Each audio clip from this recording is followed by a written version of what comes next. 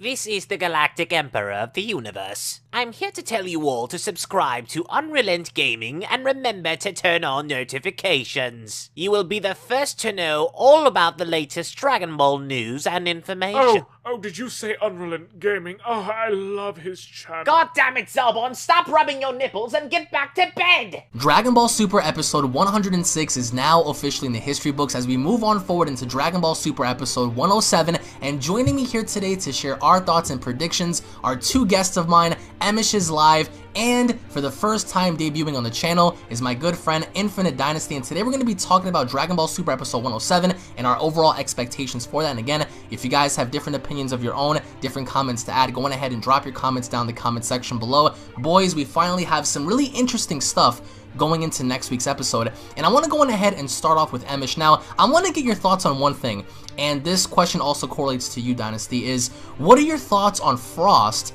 having to play a major factor in this? Because finally we get to see Universe number 6's Dr. Rota and Ten Shinhan having to be wrung out in episode 106. That's already a given. But what I wanted to start off with Emish here is, where do you see Frost in next week's episode having to utilize his techniques against Roshi? Is he possibly going to toss out Roshi? Or is he going to have more of an involvement with other characters, given that what we saw in the subtitle version when they said, oh, the cheater Frost is here? So do you think he's going to use some sort of poise or tactic to implement his needles, perhaps, in trying to counteract whatever Roshi's going to do with his Mafuba, perhaps? So what are your overall expectations going into episode 107 involving Frost? I think the episode with Roshi kind of set this up. When he placed the jar on the floor, he used the Mafuba, which technically, in my opinion, wasn't even cheating. But you saw Beerus and Cantella arguing over it, that he used an item and all this other stuff, and then Beerus is like, well, your fighter used the tag, so that's that's considered an item. Then they're just bickering back and forth. And I think that episode kind of led up to this one, where ultimately the Omni King was like, listen, it's safe, it's neat, so it's safe. I don't care. Like, I liked it, I liked what I saw, so it's safe, right? So I feel like maybe Frost might have been kind of, no, he might have noticed that. I don't think it was just like Beerus and Catella or X amounts of people noticing. And maybe we have guys who are pretty they're pretty perceptive when it comes to stuff like that. So I think when it comes down to it, they might have noticed there or something like that. It doesn't necessarily have to be the case, but I feel like that episode led to this. So going forward, I'm actually looking at the preview right now again, and I have it in slow motion. We see the Mafuba, and we see Roshi. Not Roshi on top of the jar, but Frost is above the jar now. Yeah. So you can see his feet. So that's interesting. But I think the whole concept of him, quote unquote, Goku saying the cheater Frost, I think he's just acknowledging him as a cheater, assuming that he'll just, succumb to that evil desire to cheat again, despite, him saying that he won't. I think that's what's going to be the case ultimately. I don't think he's going to cheat. I don't think he's stupid enough to do that. However, we do see in the preview as well that they mentioned that Frost is using Magetta as a wall. Yeah, to get to everybody, exactly. Exactly. So, which is a good defense. I mean, obviously, it does showcase combination attacks. It does showcase teamwork. I think it's great. Whether or not Frost is, we also see Frost above Roshi with his foot on his chest. I think it's safe to say that they're going to start picking up the pace now with getting rid of characters, especially from Team Universe 7. Yeah, but ultimately, I think we're going to see a lot of combination between Frost and Magetta. I think we're going to see a lot of combination in terms of cunning from Frost, especially, which is good to see, because we have not really seen anybody really use their quote-unquote experience other than Roshi at this point in time, as of lately, especially. So I think it's gonna be exciting to see. I'm all for it. I'm just really curious to see why Frost is above the jar now, because I think maybe he might, because we could see the Mafuba still there, and he's standing on top of the jar, so it's like, what the heck is going on here? Did he find a way to counter it? I don't think that's the technique that. Yeah, I don't think he's gonna get sealed away. That's already a given. But Dynasty, I wanted to ask you, like, what are your overall thoughts seeing, Frost? Do you think, in your opinion, he's going to ring out Roshi, or is he gonna do something else? Like, what's your take on this? Well, I think Frost, we can all agree that he's a snake. Like, when he ringed out Krillin, we all didn't expect that. He came out of nowhere and just ringed him out. But I feel like he's gonna cheat his way through, right? And he's just gonna eliminate Roshi. But I feel like Goku, because you notice in the preview, you see Goku's face, like, he's like shocked or something. Shocked, So I feel like maybe he's gonna take out Frost, or maybe he'll just get away with it, like how he got away with eliminating Krillin. So wait, you're saying that perhaps maybe he's gonna do the same thing he did to Krillin and ring out Roshi and then get away? Maybe. But as you said, like in the preview, it said he's using Magetta as a wall. So maybe he's gonna use Magetta to like protect himself while he gets the dirty deeds done. That's a pretty good tactic. But do you see Goku getting involved with him by any chance, or is it just gonna be him and Roshi, you think? I don't know. I could see Goku getting involved too, cause he like how when Goku rushed to Roshi's aid in episode 105, when you see after he like used the Mafuba, he Kamehameha. What's this guy's name? The one that fought against Goku earlier. Yeah, I forgot his name. Yeah, the Universe 4 fighter. I forgot his name too. Ganos? Ganos, there we go. Ganos. Yeah, Ganos. Yeah, you see now he rushed to Roshi's aid when he I mean, because Roshi was like incapacitated. He was practically dead, and you know, he was just, you know, for Goku to pick that up. I doubt that Roshi's gonna die in this episode, but I agree with you. I think that Frost is gonna take him out, because I'm sorry to say, I love Roshi, the grizzled veteran coming in here schooling all the young guys. I like that concept, but come on, man, it's time. It's time to get this for the big boys to play. Yeah, man, and going forward from there, I want to go back to Emish real fast. We get to see Maji Kaio fight Dispo, and we get to see him fight, assumingly fight, because I don't think there's going to be a fight, coming across Jeirin. Now, against Dispo, we get to see how Maji Kaio takes the kick, but then he laughs, and he, you know, strikes, you know, Dispo with his poison, his body having to alter. But when we see Jeirin, on the other hand, it looks like Maji Kaio formulates some sort of like a fist in trying to just attack Jeirin. So, who is it? Is it going to be Dispo, or is it going to be Jeirin that rings out Maji Kaio? Because he's an interesting figure. He's more like an organic, liquidy kind of character. But by the end of it, it's like, is it Jeirin or Topo in your or Jeirin or Dispo in your opinion? Because Topo hasn't been shown yet. I'd be happy if it was Jeirin. Because technically Jeirin did one-shot Kale, but didn't get the job done. Yeah, didn't. So I think it's about this time where they start to hint, you know, at Jeirin a little more. Dispo is granted, you know, he's a little battle damage, so who's to say how much he's healed? Not to say that he cannot handle Maji Kaio, but still, obviously, based on the preview, it looks like Maji Kaio is just doesn't really care for Dispo, despite how fast he is. He could absorb hits, and Jeirin just looks like he's about to plus ultra this guy, like you know, just plus ultra this Texas Smash All Might this dude. So it's like, you know, I hope it's Jeirin. I hope it's Jeirin, because I'll be okay with one shots from Jeirin, especially because he is the, you know, he's the most anticipated character right now. So if we get some one shots from him and he finishes the job, hey, no problem. I'm surprised we didn't see Topo though, to be honest. Yo, he's another guy that's. I mean, granted, there's a lot of them. Frieza, Topo, everyone's being kept. But so you think it's gonna be Jeirin? I hope it's Jeirin. I honestly hope it is too, but Dynasty, what do you think? Do you think it's going to be Dispo that's going to get the job done, executing his speed finally and trying to bring somebody out, or is it going to be Jeirin? No, I think it's going to be Jeirin, because as we're heading to October, we got to showcase more of Jiren's feats, right? Yeah, you have to. What's a better example than for him to eliminate? But Maji Kaio isn't really someone that's, I guess, formidable to someone like that. I mean, it'd be different if it was like, you know, he eliminates Frieza or someone as an example, because that's like, whoa, what? Well, the thing is, it's like, Universe 3 has gotten no play at all. Yeah, at all, yeah. So now's their chance, and whether Maji Kaio wins or loses. You gonna feed them to Jeirin though? Well, I mean, you know, it's like the first episode we got with Kale, she got fed to Jeirin. Yeah. So it's like, you know, it's they could have just had the whole episode just be about Kale, and then going on to next week, it's more Kale, and then during, you know, before the commercial break, Jeirin knocks her out, and then we go forward.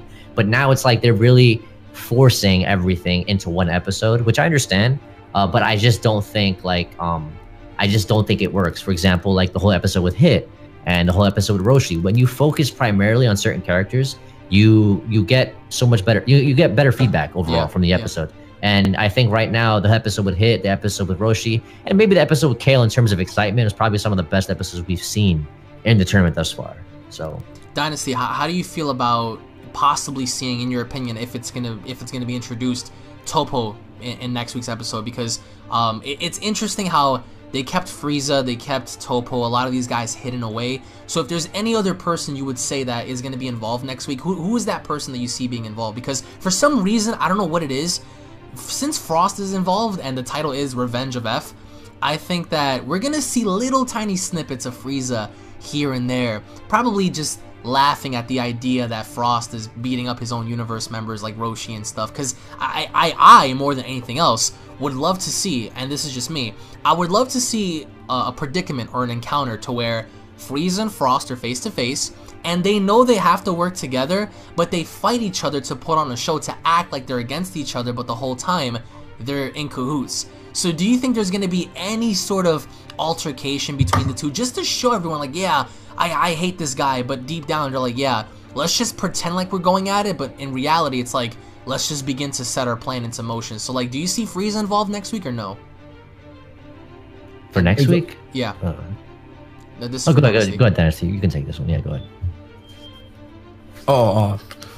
I do see Frieza coming in this next week, maybe because, you know, in the title they do him Revenge of F, right? And if we do think back to the movie Resurrection F, what's next? Revenge of F, basically. Yeah, it's almost like the same thing. But like, so you're saying that you think that we are gonna have an involvement with him? Yeah. And what do you see him doing? Like, do you see him actually fighting or just kind of sitting back and enjoying this?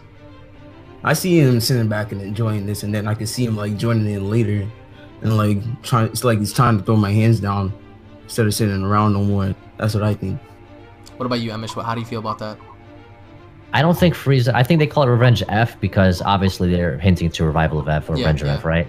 And also because kind of Universe 7 did make Frost look like a fool back in the U67 tournament. So that's his revenge technically. It's his revenge to get the revenge in the Tournament of Power. The greatest arc, question. I mean, theoretically the greatest arc as far as what Dragon Ball Super has to offer in terms of potential.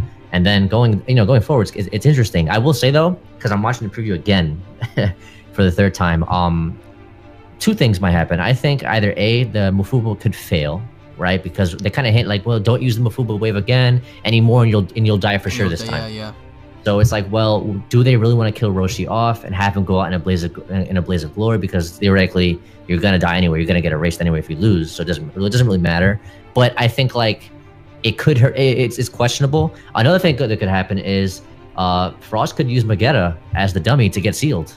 Ultimately, that would be if he's using him as a wall. Away, yeah, so if Frost is going to be a major player and Magetta is just because we also see Vegeta, I think, going against Magetta as well. I didn't see that. I think if I remember correctly. I think I've seen that too.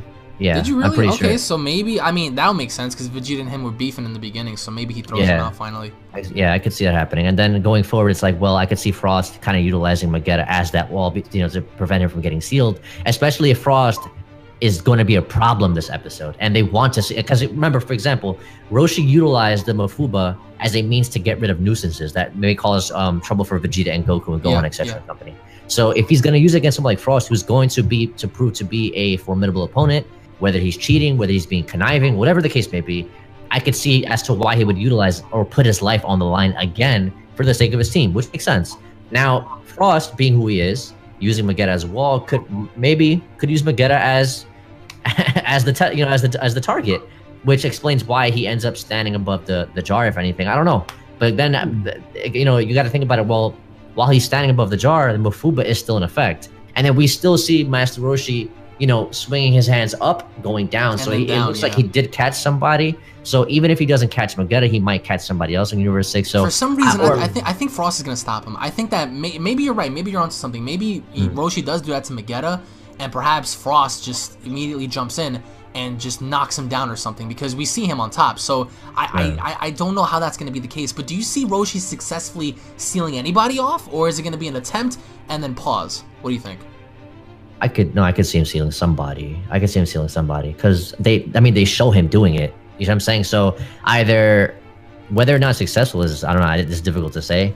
I would imagine that. I would say, yeah, it doesn't necessarily have to be Frost. It doesn't even have to be Magetta. What I'm saying is that Frost might use Magetta as a tool to get sealed, to prevent himself from getting sealed, or he may grab somebody from another universe. You see what I'm saying? Yeah. So that's another questionable thing. Maybe Majikawa gets sealed. Oh, there you go. He can't be hit by physical attacks. He doesn't take damage from physical attacks. Maybe he ends up getting sealed as a result, and then Frost comes in. There's so many possibilities with Frost. That's the thing. When it comes to Frost, when we see what he did against Krillin, there's so many possibilities of him using the field and the situation to his advantage, not so much his power. And we also see his finger, utilizing the death beam. So that's another questionable thing. So next week might be one of those exciting episodes, I would say, for sure. Dynasty, what do you think? Do you think Roshi's going to seal somebody away, or is it going to be a ploy just for him to get knocked out, or something happens involving Frost?